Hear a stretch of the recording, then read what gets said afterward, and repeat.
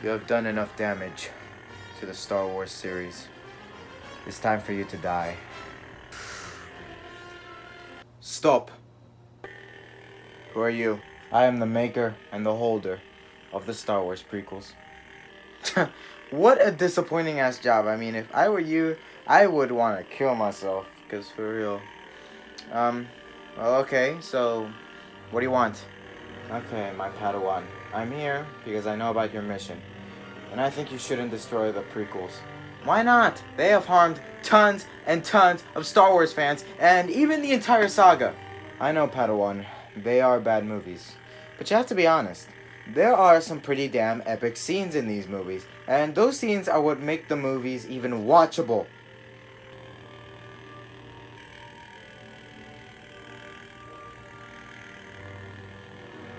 Yeah, I guess you're right. Despite how bad they are. And you should remind yourself of all those awesome scenes. I will. Then go, my Padawan. Oh, wait. Yeah? Are you ever gonna review that movie, or...? Hell no. I'm not reviewing that shit. Yes, as most Star Wars fans know, the prequels to the Star Wars series are pretty bad. But there were some scenes in the trilogy that were so great they made the movies watchable. And now I'm gonna name the top 10 best scenes from the Star Wars prequels in my opinion.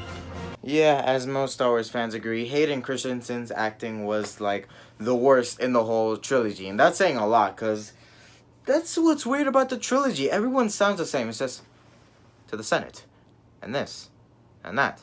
I'm gonna go hang myself. But it's not really their fault. It's clearly bad directing. I mean, there are good actors in this, like Hayden Christensen, Natalie Portman, Sam L. Jackson, and he's one of the best actors I know. And yeah, it's clearly a sign of bad directing, because they've acted well in other movies, and they gave them just stupid lines to say, like this. But I was thinking... Hold on a minute. Excuse me. I was thinking I would stay in the Lake Country. There's some places up there that are very isolated. Excuse me. And this. I don't like sand. It's coarse and rough and irritating, and it gets everywhere. But the weird thing was that whenever there was no dialogue, no lines, no one saying anything, it actually had the best acting. Why? Because, you know, you can actually feel the torment just by looking at them. You don't need to hear them talk in their stupid accents. Like, they sound like a librarian when they're talking, so... This is clearly just bad directing. Like, the director in the Dark Knight series who just went like, that Batman voice is just fine. Tell me where the Joker is, or I'll kill you. What? I said, where's the hell's the Joker? What are you saying? I mean, yeah, there was some bad acting between these two, but we can all admit that at least they did a good job when they said nothing. Yes, I know it's corny, but it's still really fun to watch. The effects, the visuals, the music, and the action is all amazing. It's like a whole adventure of awesomeness in just 10 minutes. It has great lightsaber fights, uses of R2-D2, and battles in space. It's an opening that gets you excited for the whole movie.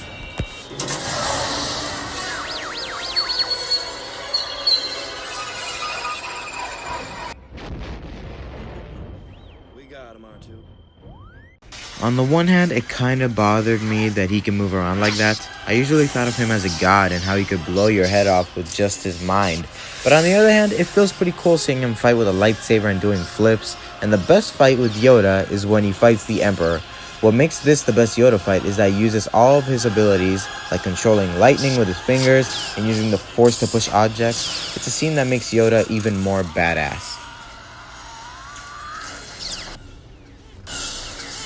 Honestly, I think this is one of the best lightsaber fights of the whole entire Star Wars saga. In the original trilogy, the lightsaber fights were simple. They were just tapping or hitting the lightsabers together. But it was still pretty damn interesting because of the story and the characters. Well, since the story sucked, they gave us awesome lightsaber fights like this one. In this fight, you have a freaking four-armed cyborg with a lightsaber in each hand. He looks intimidating and does great moves against Obi-Wan. Not only that, but there's a fist fight, blasters, a weird but cool rolling vehicle, and a badass lizard.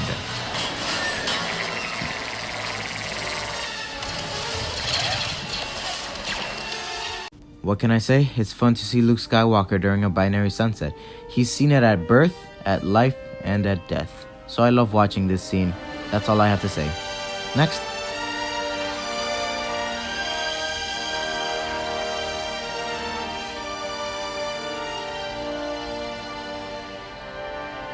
Order 66.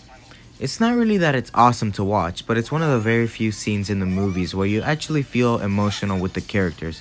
It feels heartbreaking seeing all the Jedi die and all the kids in training as well, when they had a great future of being Jedi Masters ahead, but instead, they just get stabbed and taken down. And during this scene, we see Anakin grow darker and darker. It's one of the few times when I actually felt sentimental during these movies.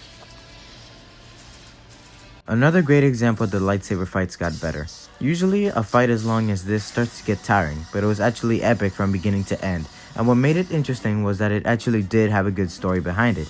You see that Obi-Wan feels sad and disappointed in himself that he lost his student, who was like family to him. What also makes this epic is that the action is incredible while they fight. And we actually see them use the Force on each other, fight in a building, and even on top of lava. And it's the fight that led to Darth Vader getting his suit.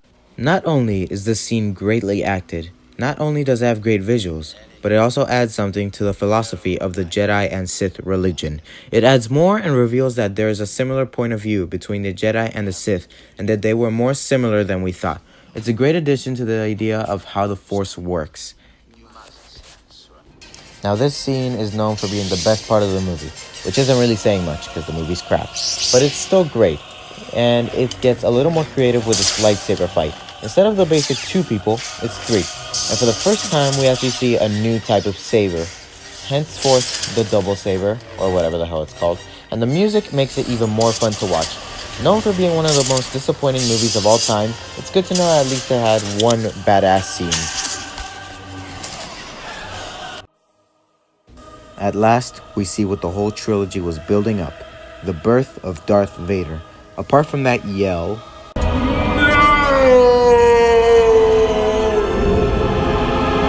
it was really cool seeing the suit on him and knowing what he sees when he puts on the helmet. The music fits in and shows the Death Star beginning to be constructed. It was a great ending to this terrible trilogy.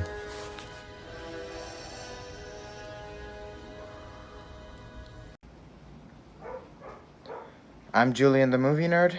The Star Wars prequels suck, but every once in a while, we got a cool scene. Subscribe and hit the notification button.